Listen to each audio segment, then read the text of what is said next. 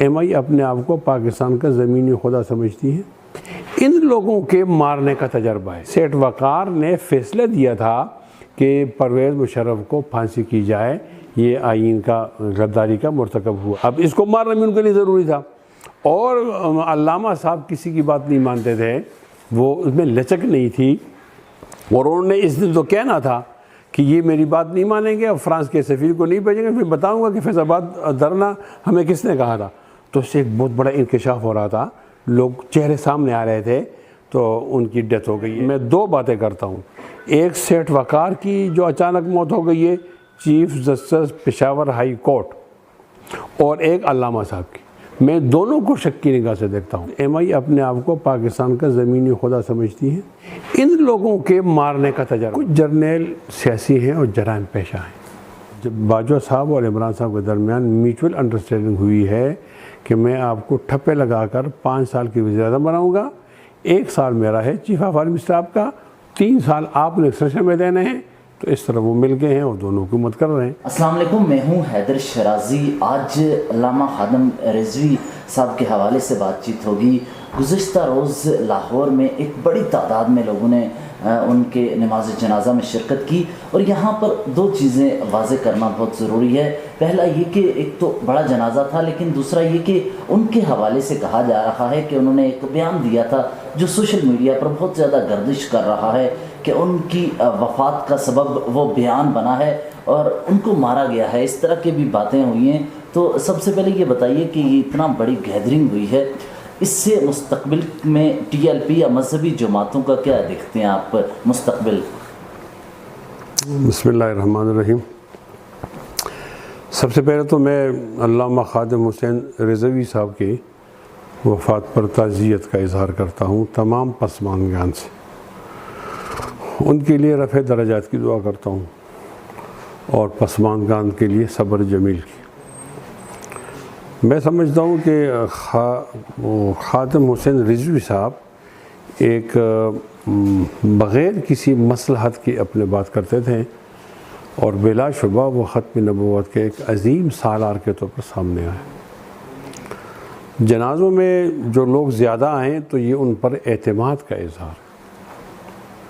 میں اس موقع پر ان کا خاندان، ان کی تحریک اور تمام لوگوں جن کو صدمہ پہنچائے، میں ان کے لیے سب سے تعزیت اور ہمدردی کا اظہار کرتا ہوں۔ اگلا سوال جو آپ کا ہے وہ ہے مذہبی سیاست کے بارے میں۔ تو اس ملک کا مستقبل ہے ہی مذہبی سیاست۔ اس ملک کا مستقبل جڑا ہوا ہے مذہبی سیاست سے۔ اس کی کیا وجہ ہے؟ اس کی وجہ یہ ہے کہ مذہبی سیاست کا معنی یہ ہوتا ہے کہ وہ قدم قدم پر نبی کریم صلی اللہ علیہ وسلم کی سنتوں سے رہنمائی لیتے ہیں۔ اچھا یہ بتائیے کہ ذرا ایک منٹ، اس سے پہلے جن لوگوں نے حکومت کی ہے تو وہ معروف معنوں میں مذہبی نہیں کہلاتے۔ گویا مسلمان تو سب ہیں، لیکن سیاسی لحاظ سے ان کو مذہبی جماعت نہیں کہتے۔ ان کے بارے میں چاہے وہ فوجی ہوں چاہے وہ سول ہوں، ان کے بارے میں رائے اچھی نہیں ہے۔ لوگ سمجھتے ہیں کرپٹ ہیں، یہ چور ہیں، انہوں نے ملک کو لوٹا ہے، انہوں نے فحاشی کو پھیلایا ہے۔ 70 سال ایک قوم کے لیے کافی ہوتے ہیں انقلاب لانے کے لیے، تبدیلی لانے کے لیے۔ تبدیلی آئے گی اللہ کے نام پر، نبی علیہ السلام کے نام پر اور قرآن کے نام پر آئے گی، اور نعروں سے نہیں آئے گی۔ یہ مستحکم نعرے ہیں، اور جو اس سے پہلے کی سیاست چلی ہے وہ ایک طبقے نے کی ہے۔ نیا طبقہ جس کو آزمایا جائے گا وہ مذہبی سیاست ہے۔ تو خادم حسین رضوی صاحب کی وفات سے مذہبی طبقے کو بھی نقصان پہنچا ہے، لیکن میں سمجھتا ہوں کہ تحریکوں میں کسی ایک آدمی کے فوت ہو جانے سے تحریک رکتی نہیں ہے، وہ آگے بڑھتی ہے۔ انشاءاللہ مذہبی جماعتیں ترقی کریں گی، اور ایک وقت یہ آئے گا کہ اعتماد قوم کو کرنا پڑے گا مذہبی جماعتوں پر۔ اس کا مستقبل پاکستان کا وہ مذہبی جماعتوں سے جڑا ہوں۔ اچھا یہ بتائیے، یہ جو کنسپریسی تھیوری نظر آ رہی ہے کہ انہوں نے بیان دیا اس کے بعد ان کی ڈیتھ ہو گئی، تو اس کے حوالے سے کیا کہیں گے؟ میں اس کے حوالے سے زیادہ نہیں جانتا، لیکن میں آپ کی عمومی بات بتاتا ہوں۔ پاکستان میں ایک جبر کا ماحول ہے، جبر کا ماحول ہے کہ ہمارے کچھ جرنیل ایسے ہیں، وہ تو بہت ہی اچھے ہیں، پیشہ ور قسم کے جرنیل ہیں، کچھ جرنیل سیاسی ہیں اور جرائم پیشہ ہیں۔ انہوں نے یا تو وہ چوری کی ہیں تو جا کر انہوں نے بہت بڑے بڑے جزیرے خریدے ہیں، اور یا یہ کہ انہوں نے جمہوریت کا گلا گھونٹا۔ یہ چند ہیں، وہ انگلی پر گنے جا سکتے ہیں۔ ابھی بھی ہیں؟ ہاں، موجودہ جنرل صاحب جو ہے، یہ جو عمران ہے نا، عمران خان کی اچکن کے نیچے وردی ہے۔ یہ تو میوچول انڈرسٹینڈنگ ہے۔ میں آپ کو یوٹیوب کے حوالے سے انکشاف کرنا چاہتا ہوں کہ جب باجوہ صاحب اور عمران صاحب کے درمیان میوچول انڈرسٹینڈنگ ہوئی ہے کہ میں آپ کو ٹھپے لگا کر 5 سال کی وزیر اعظم بناؤں گا، 1 سال میرا ہے چیف آف آرمی اسٹاف کا، 3 سال آپ نے ایکسٹینشن میں دینے ہیں، تو اس طرح وہ مل گئے ہیں اور دونوں حکومت کر رہے ہیں۔ میں جو آپ کو بات بتا رہا ہوں نا، آپ مجھے اس کو فل سٹاپ تک پہنچانے کا موقع دیں تاکہ قوم کو اصل بات معلوم ہو جائے۔ اصل بات یہ کہ یہاں جبر ہے، اور جبر اس قسم کا ہے کہ پاکستان کے فوج کا جو انٹیلیجنس ہے، جس کو ملٹری انٹیلیجنس کہتے ہیں، وہ حاوی ہے تمام کے تمام محکموں پر۔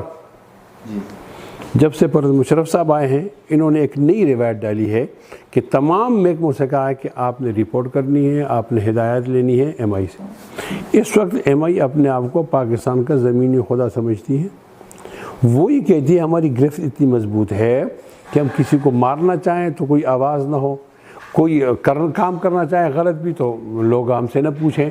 یہ پوزیشن ہے، یہ جبر تو ہے۔ ان لوگوں کے مارنے کا تجربہ ہے، یہ باہر نہیں مار سکتے، یعنی یہ انڈیا کو نہیں ماریں گے، یہ آپ کو فتح کریں گے۔ ایوب خان نے ہمیں فتح کیا، یحییٰ خان نے ہمیں فتح کیا، ضیاء الحق صاحب نے ہمیں فتح کیا، مشرف صاحب نے ہمیں فتح کیا، اب جو جنرل ہیں جاوید قمر باجوہ صاحب یہ ہمیں فتح کر رہے ہیں۔ ان کو باہر کی جنگ کا تجربہ ہی نہیں ہے، یہ اندر کی جنگ میں بہت ماہر ہیں۔ ان کو 1970 کے اندر شکست ہوئی ہے۔ فوج اس کو کہتے ہیں جو اپنا بدلہ لیتی ہے، یہ بدلے کا سوچتے ہی نہیں ہے۔ ان کے پاس بڑی بڑی جاگیریں ہیں، ان کا بڑے پیسے ہیں، یہ وہ اپنی ایک دنیا میں مست ہیں وہ۔ تو ان کی ساری ایکٹیویٹی یہ ہوتی ہے کہ یہاں پر جبر کو مضبوط کیا جائے، کہاں سے کوئی آواز آ رہی ہے کہ اس کو دبایا جائے۔ میں 2 باتیں کرتا ہوں، ایک سیٹھ وقار کی جو اچانک موت ہو گئی ہے، chief justice Peshawar high court, اور ایک علامہ صاحب کی، میں دونوں کو شک کی نگاہ سے دیکھتا ہوں، اس لیے کہ سیٹھ وقار نے فیصلہ دیا تھا کہ پرویز مشرف کو پھانسی کی جائے، یہ آئین کا غداری کا مرتکب ہوا ہے، تو سارے ایک بہت بڑی جرت ہو گئی، اب اس کو مارنا بھی ان کے لیے ضروری تھا۔ اور علامہ صاحب کسی کی بات نہیں مانتے تھے، وہ اس میں لچک نہیں تھی، اور انہوں نے اس دن تو کہنا تھا کہ یہ میری بات نہیں مانیں گے اور فرانس کے سفیر کو نہیں بھیجیں گے، پھر بتاؤں گا کہ فیض آباد دھرنا ہمیں کس نے کہا تھا۔ تو اس سے ایک بہت بڑا انکشاف ہو رہا تھا، لوگ چہرے سامنے آ رہے تھے، تو ان کی ڈیتھ ہو گئی ہے۔ مجھے یقین سے تو میں نہیں کہہ سکتا اس لیے کہ میرے پاس ایویڈنس نہیں ہے، لیکن مجھے یہ خدشہ ضرور ہے کہ یہ 2 میتوں کے بارے میں سیٹھ وقار صاحب کی بھی اور یہ جو خادم صاحب کے اس کے بارے میں خیال ہے کہ اس میں نہ چاہنے والوں نے کوئی ایسی حرکت کی ہے کہ ان کی ڈیتھ ہو گئی ہے۔ اس کا بھی ایک آسان حال ہے، یہ جو چیف جسٹس ہے سپریم کورٹ کا، ان کے بارے میں میں نے سنا ہے کہ سموسے پر بھی سو موٹو ایکشن لیتے ہیں، سموسوں پر اور پکوڑوں پر بھی لیتے ہیں۔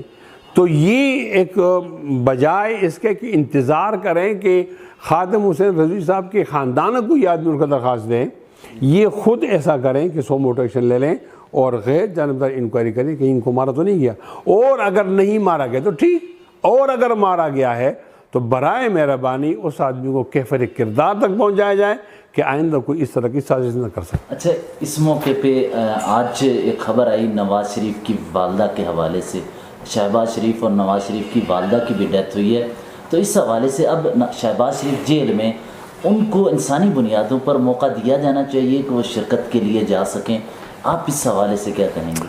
اگر جنازہ وہاں ہے اور یہ حضرات جانا چاہتے ہیں تو نہیں روکنا چاہیے، جانا چاہیے، اس لیے کہ ہمارے کیسز بھی ایسے ہوتے ہیں، ایسا تو نہیں ہوتا، لیکن چونکہ وہ آگے میاں نواز شریف سے چلے گئے پھر واپس نہیں آ رہے، یہ مسئلہ ہوگا۔ لیکن حکومت کے اندر کتنا طرز ہے، کہتے ہیں کہ سیاست دانوں کے، سیاست کے جسم میں دل نہیں ہوتا یا رحم نہیں ہوتی، تو یہاں تو انتقام کی بات بھی ہو رہی ہے۔ میری ذاتی رائے یہ ہوگی، اگر میں وزیر اعظم پاکستان ہوتا تو میں ان کو جنازے میں شرکت کا موقع ضرور دیتا ہوں۔ اچھا، مولانا فضل الرحمان، سراج الحق، دیگر سیاسی جماعتیں کشمیر کے حوالے سے واضح موقف رکھتی ہیں، اور آج ہی انہوں نے کشمیر کا کہا ہے کہ کشمیر کو بیچنے کی کوشش کی گئی۔ آپ کیا سمجھتے ہیں کشمیری اس وقت مر رہے ہیں، اس پورے متنازع خطے کا کیا فیصلہ ہونا چاہیے، کس طریقے سے اس کا حل نکالے؟ آپ کا ایک اس پہ واضح موقف ماضی میں بھی رہا ہے، کیا سمجھتے ہیں کیا ہو؟ میرے خیال میں کشمیر کا مسئلہ تو ٹھیک ہوگا اسلام آباد سے، سری نگر اور مظفر آباد سے ٹھیک نہیں ہوگا۔ یہاں کا حکمران ایسا ہو کہ وہ مودی کی آنکھوں میں آنکھیں ڈالے۔ ہم یہ سمجھتے ہیں کہ جو ہمارا موجودہ وزیر اعظم ہے یہ کشمیر کے لیے بہت ناسور ہے۔ انہوں نے چند غلطیاں کی، فوش قسم کی۔ ایک تو یہ غلطی کی کہ یہ باہر گئے تو انہوں نے اپنے ملک کے خلاف بولا ہے۔ ایران میں گئے تو کہا کہ آپ کے خلاف دراندازی ہم نے کی ہے، دہشت گردی ہم نے کی ہے۔ پھر یہ گئے آگرہ میں تو وہاں انہوں نے اپنی فوج کے خلاف بات کی ہے۔ پھر انہوں نے وہ جو گریٹر بلوچستان کی بات کرتے حرب آرمری، ان کی وکالت کی ہے، وہاں ان پہ مقدمہ چلا تھا لندن میں۔ انہوں نے گئے اور اقوام متحدہ میں کہا ہے کہ طالبان تو ہم نے پیدا کیے ہیں، القاعدہ ہم نے پیدا کیے ہیں۔ ایک اس سے ہماری پوزیشن ڈاؤن ہوئی۔ دوسرا یہ ہے کہ سلامتی کونسل کا رکن بننا چاہتا ہے انڈیا، تو ہمیں تو ووٹ نہیں کرنا چاہیے تھا، ہمیں اس کے خلاف کمپین چلانی چاہیے تھی، ہم نے اس کو ووٹ کیا۔ یہ تو اچھا بھلا ہو چین والوں کا کہ انہوں نے ویٹو کر دیا، ورنہ تو بن جاتا۔ اور سلامتی کونسل کا رکن مستقل بنانے کا معنی یہ ہے کہ آپ اپنے قتل نامے پر دستخط کر رہے ہیں، ان کو چھری دینے کے میں ذبح کرو، خاص کر کشمیر کے لیے۔ جب وہ جنگی جرائم میں مبتلا ہے تو آپ کیوں ووٹ کرتے ہو؟ آپ اس کے خلاف کمپین کرو۔ پھر یہ ہوا کہ ان کو دلاسا دیا گیا کہ آپ تقریر کرو، اور مودی کو وہاں دے دیے، انہوں نے کشمیر دے دیا ہے۔ یعنی ہمارے وزیر اعظم نے مفت تقریر کی ہے، زمین نہیں لے سکا، 56 منٹ تقریر کی ہے، اور 17 منٹ کی تقریر کی ہے مودی نے، تو مودی نے تو مقبوضہ علاقہ لے لیا ہے۔ اب ان کا اپنا ویژن یہ ہے کہ گلگت کو پاکستان کے ساتھ ملاؤ، اور مقبوضہ کشمیر کو انڈیا سے ملاؤ، اور آزاد خطے کو آزاد کرو۔ یہ 3 حصوں میں تقسیم کرنا چاہتے ہیں۔ یہ قتل عام ہوگا، خون ہوگا اس کا۔ اور غیر سنجیدگی کا عالم یہ ہے کہ جس وقت ہماری مائیں اور بہنیں کشمیر کے اندر تڑپ رہی تھیں، اسی وقت ہم نے کرتارپور بارڈر میں ان سے مسالت کی ہے، قاتل کے ساتھ مسالت کی ہے۔ سب سے پہلے اس حکومت کو ہٹا دینا چاہیے، اس کے بعد کوئی بات ہوگی۔ میں ایک اضافی بات بھی کرنا چاہتا ہوں، ایک کووڈ-19 ہے جس کی نئی لہر آ رہی ہے، لیکن ایک کووڈ-18 ہے جس کا نام عمران ہے۔ کووڈ-19 بھی خطرناک ہوگا، لیکن کووڈ-18 اس سے زیادہ خطرناک ہے۔ آپ کا بہت شکریہ، آپ نے ہمیں وقت دیا۔ شکریہ۔